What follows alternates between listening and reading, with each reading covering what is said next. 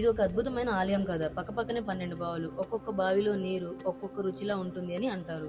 నిజంగా ఇది ఎలా సాధ్యమవుతుంది? ఈ బావి వెనక ఉన్న రహస్యం ఏంటి? ఇది ఎక్కడ ఉంది? ఈ వీడియోలో ఆ రహస్యాన్ని మనం తెలుసుకోబోతున్నాం.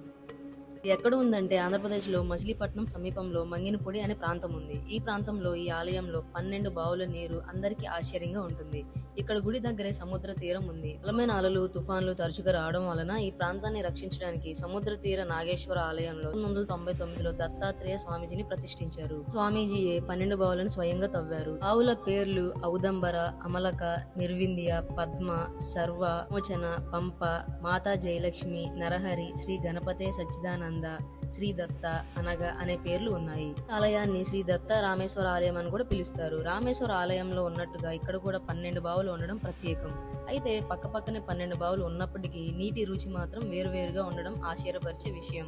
దీని వెనుక మిస్టరీ ఏంటో ఎవరికీ తెలియదు. చుట్టూ ప్రహరీ గోడలపై శివలింగాలతో నిండి ఉంటుంది. ఈ ఆలయం లోపల శివుని విగ్రహం, అలాగే హనుమంతుడు మరియు ఇతర దేవతల విగ్రహాలు కూడా కనిపిస్తాయి. భక్తులు ఈ 12 బావుల నీటితో స్నానం చేస్తే అనేక రకాల రోగాలు తగ్గుతాయని పూజారులు చెప్తున్నారు.